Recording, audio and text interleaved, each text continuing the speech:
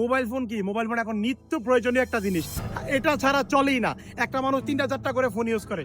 একবারে নিত্য প্রয়োজনীয়। এটার মধ্যে ব্যাট না বসালে হয় না। বাংলাদেশে কি আছে রে ভাই? বাংলাদেশে কর্মসংস্থান নাই দেখে আমরা দেশের বাইরে চলে যাই, আমাদের দেশ থেকে চলে যাই বিভিন্ন দেশে। কিন্তু আমরা যারা এই দেশে উদ্যোক্তা, তরুণ উদ্যোক্তা ব্যবসা করতে যাচ্ছি বা আমাদের মতো করে আমরা কর্ম করতে যাচ্ছি, সেটাতে আপনারা বাধা দিচ্ছি। আসসালামু আলাইকুম প্রিয় গ্যাজেটম্যানবাসী, কেমন আছেন সবাই? আশা করছি ভালো নাই। কেন ভালো নাই সেটাও আপনারা অলরেডি অবগত হয়েছেন। রিসেন্টলি ব্যবসায়ীরা দোকানপাট বন্ধ রেখে রাস্তায় পড়ে আছে। কেন ব্যবসায়ীরা কেন রাস্তায় থাকবে এবং দিনের পর দিন দোকান কেন বন্ধ থাকবে? আমাদের দাবিগুলো আদায় না হওয়া পর্যন্ত আমরা রাজপথে আছি। আর আমরা কি দাবি, আমাদের দাবিগুলো কি?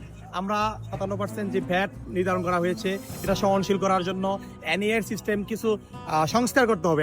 আসলে এনইআরটা কি? ন্যাশনাল আইডেন্টিটি রেজিস্টার, ঠিক আছে? তো এই যে এনইআর সিস্টেমটা চালু হলে আপনারা কিন্তু অনেক ভোগান্তির শিকার হবেন। কেমন ভোগান্তির শিকার হবেন? এনইআর সিস্টেমের মধ্যে কি ধরেন আপনার আইডি কার্ড দিয়ে কয়েকটা সিম অ্যাক্টিভ করা হয়েছে বা আপনি কিনেছেন, ওই সিম কার্ড আপনার ফোনে ইউজ করতেছেন। এখন কোনো কারণে ধরেন আপনার ফ্যামিলির কেউ, ধরেন আপনার ওয়াইফের একটা সিম আপনি আপনার ফোনটাতে অ্যাক্টিভ করবেন বা ইউজ করবেন, স্বাভাবিক, এটা ইউজ করে হাজবেন্ডের ফোন ওয়াইফ ইউজ করবে, বাইরে ইউজ করবে, এটা স্বাভাবিক। তো ওই আপনার সিমটা যখন ফোনটা থেকে খোলা হবে, ওই সিম খোলার সাথে সাথে কিন্তু নেটওয়ার্ক থেকে বিচ্ছিন্ন হয়ে যাবে ওই ডিভাইসটা, এবং আপনার ওয়াইফের যে সিমটা ঢুকাবেন, ওই সিমটা ঢুকালে কিন্তু অটোমেটিক কিন্তু নেটওয়ার্ক আসবে না। কেন আসবে না? ডিরেজিস্ট্রেশনের একটা প্রক্রিয়া আছে। ডিরেজিস্ট্রেশন করে ওটা রেজিস্ট্রেশন করে সরকার থেকে তখন কিন্তু আপনাকে অ্যাক্টিভ করতে। এই যে একটা হ্যাসেল, এই যে একটা ঝামেলা, কেন দরকার? এগুলো দরকার নাই, আমি মনে করি এটা কোনোভাবেই দরকার নাই। আপনারা হচ্ছে এই জিনিসটা সহজ করে দেন, খুবই সহজ করে দেন। আর আমরা যারা ব্যবসায়ী আছি, ব্যবসায়ীর কথা কি বলবো? আজকে দিনের পর দিন আমরা রাস্তায় পড়ে আছি, দোকানপাট বন্ধ রেখে।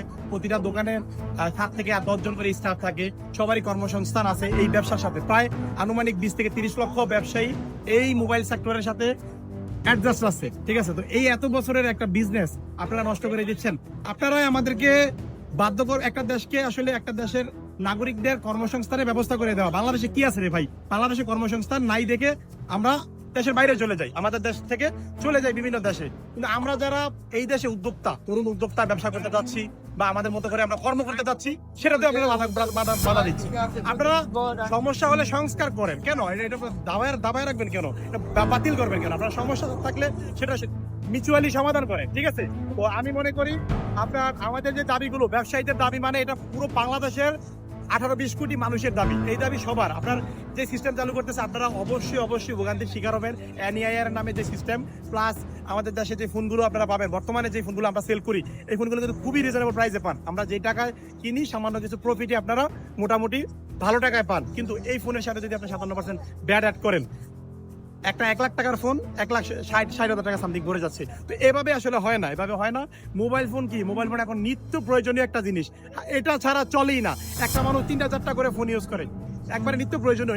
এটার মধ্যে ব্যাট না বসালে হয় না। আচ্ছা ঠিক আছে, আমরা যেহেতু দেশের নাগরিক, দেশের সাথে আমরা কাজ করতে চাই, আপনারা এই ব্যবসার যে ব্যাটটাকে সহনশীল করে দেন। সেটা হতে পারে 5%, 10%, 40, 50, 60, 70% তো করার কোনো মানি হয় না। সো আপনারা এই জিনিসটা খুবই গুরুত্ব সহকারে দেখবেন। আর আপনারা যারা সাধারণ পাবলিক আছেন, ফোন ইউজ করেন, বায়ার আছেন, সাধারণ জনগণ আছেন, আপনারা অবশ্যই আমাদের সাথে একাত্মতা পোষণ করবেন। ইনশাল্লাহ 16 ডিসেম্বরের যে এনইআর সিস্টেম, এটা আমরা বাস্তবায়ন দিব না, ঠিক আছে? সবাই ভালো থাকবেন। আসসালামু আলাইকুম।